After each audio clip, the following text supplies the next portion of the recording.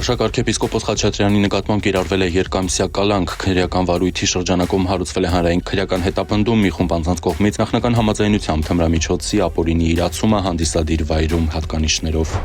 Վարշապետի տիկնոջ կողմից գլխավոր դատախազի անունով ստացված հաղորդման օրենքով սահմանված կարգով ընթացք է տրվել, ավելի վաղ վարշապետի տիկին Աննա Հակոբյանը հայտնել էր, որ իր անունով գործարարների վրա հնարավոր ճնշումների եւ 88 սուպերմարկետների ցանցի հետ կապված ահազանգերի վերաբերյալ դիմել է գլխավոր դատախազություն, խնդրելով քննություն իրականացնել։ Նա ընդգծել է, որ նման գործողությունները, եթե հաստատվեն, ենթադրում են քրեական պատասխանատվություն եւ կոչ է արել տուժած գործարարներին դիմել իրավապաներին։ 88 սուպերմարկետների ցանցը ավելի ուշ հայտարարություն է տարածել, որում հերքել է որևէ պետական պաշտոնյայի կամ նրանց ընտանիքի անդամների հետ կապը։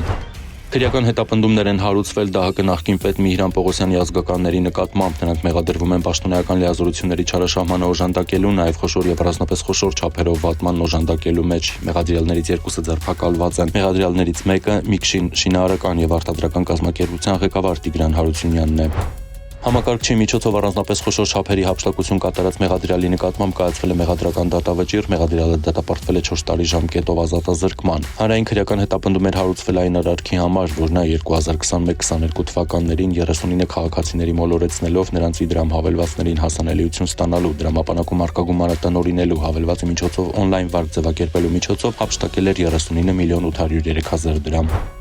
Շտապօգնությունը Հերացու անվան թիվ 1 համալսարանական հիվանդանոց է տեղափոխել մի քաղաքացու։ Իրավապանները պարզել են, որ վիրավորը Երևանի բնակիչ 36-ամյա Նիկիտան է, ով հիվանդանոց է ընդունվել կրծքավանդակի կտրաստակած վերկախտորոշմամբ։ Պարզվել է, որ վիրավորի ընտանեկահարել է նրա կինը, ձեռնարկում են անհրաժեշտ միջոցառումներ կասկածյալ կնոջը հայտնաբերելու ուղղությամբ։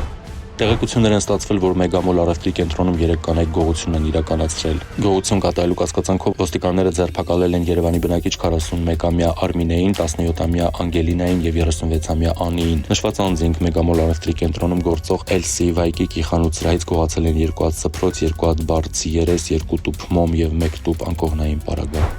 Անհայտ անձը հափշտակել է Դավթաշանի 2-րդ թաղամասի 25-րդ շենքի հետնամասում կայանված Երևանի բնակիչ 45-ամյա Վահեին պատկանող Chevrolet Volt մակնիշի ավտոմեքենայի դիմացի թափարկելքը հովացման համակարգով, հովացման համակարգի քողարկիչը, դիմացի զույգ լուսարձակներն ու զույգ հակամառախուղային լուսարձակները պատճառելով 1 միլիոն դրամի գույքային վնաս։ Դեկտեմբերի 2-ին ահազանգ է ստացվել, որ Վերիշեն գյուղի 13-րդ փողոցում ավտոմեքենա է այրվում։ Հրշեջ փրկարարները մարել են, Hyundai Elantra-ին բռնկված հրդեհ ուժասներ չկան։ Սեպտեմբերի 19-ին հաղորդվել էր 61-ամյա Արտուրի անհետ կորած լինելու մասին։ Տղամարդը հայտնաբերվել է։ Դեկտեմբերի 3-ին Զվարթնոց օդանավակայանում ձերբակալվել է օտարերկրյա քաղաքացի 47-ամյա տղամարդը, Ուկրաինայի իրավապանների կողմից նա հետախոզվում էր կեղծիք եւ պետական սահմանով անձանց անօրինական տեղափոխում կատարելու մեղադրանքով։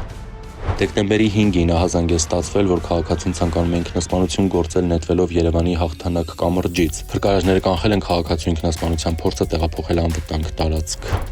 Դեկտեմբերի 4-ին Ստեփանավանում Լոռու մարզի բնակիչ 30-ամյա Արմենն իր վարած Ford մակնիշի ավտոմեքենայով վերարկի է ենթարկել հետիոտներ Լոռու մարզի բնակիչներ 40-ամյա Քրիստինեին եւ 44-ամյա Սլավիկին, որոնց փախուստի չի դիմել ահազանգել է շտապօգնություն, վերարկի ենթարկվածները տեղափոխվել են հիվանդանոց։